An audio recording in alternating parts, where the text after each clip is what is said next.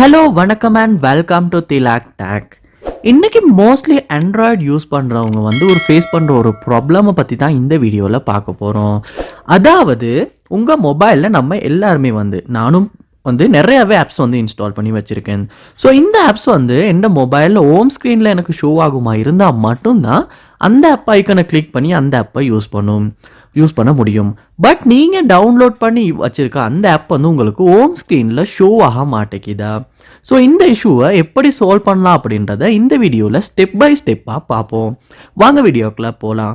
வீடியோவை நீங்கள் கடைசி வரைக்கும் ஸ்கிப் பண்ணாமல் பாருங்கள். இதுதான் நம்ம சேனலுக்கு ஃபஸ்ட் டைம் வந்திருப்பீங்களாச்சுன்னா கண்டிப்பாக நம்ம சேனலை சப்ஸ்கிரைப் பண்ணிட்டு அப்படியே பார்த்துட்டு பெல் ஐக்கனையும் கிளிக் பண்ணுங்கள். ஃபர்ஸ்ட் ஸ்டெப்பாக நீங்கள் என்ன பண்ணணும் அப்படின்னா உங்கள் மொபைலில் நீங்கள் செட்டிங்ஸ் உள்ள போங்க.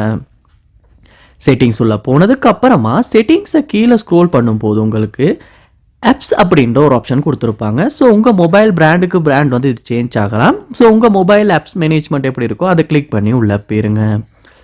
போனதுக்கு அப்புறமா இந்த இடத்துல பாருங்கள், மேலே கார்னரில் 3 டாட்ஸ் கொடுத்துருப்பாங்க. அந்த 3 டாட்ஸை நீங்கள் கிளிக் பண்ணணும்.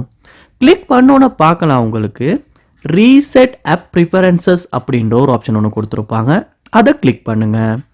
கிளிக் பண்ணிவிட்டு இந்த இடத்துல ரீசெட் அப்படின்றத கிளிக் பண்ணுங்கள். அப்படி கிளிக் பண்ணும்போது இந்த ஆப்ஷனை நீங்கள் ரீசெட் பண்ணும்போது உங்கள் மொபைல் ஏதாவது ஆப்ஸை நீங்கள் டிசபிள் பண்ணணும்னா இருந்துச்சுன்னா, அதாவது ஏதாவது ஆப்பில் ஏதாவது இஷ்யூ இருந்துச்சுன்னா அது ஓட்டோவாக டிசபிள் ஆகும். அதாவது நோட்டிஃபிகேஷன் சம்மந்தமான ஏதாவது ரெஸ்ட்ரிக்ஷன்ஸ் இருந்துச்சுன்னா அதுவும் சால்வ் ஆகும்.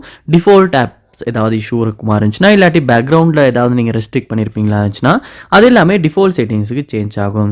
ஸோ இதனாலையுமே நம்ம ஆப்ஸ் ஹோம் ஸ்க்ரீனில் ஷோ ஆகாத ப்ராப்ளமை நமக்கு சால்வ் பண்ண முடியும்.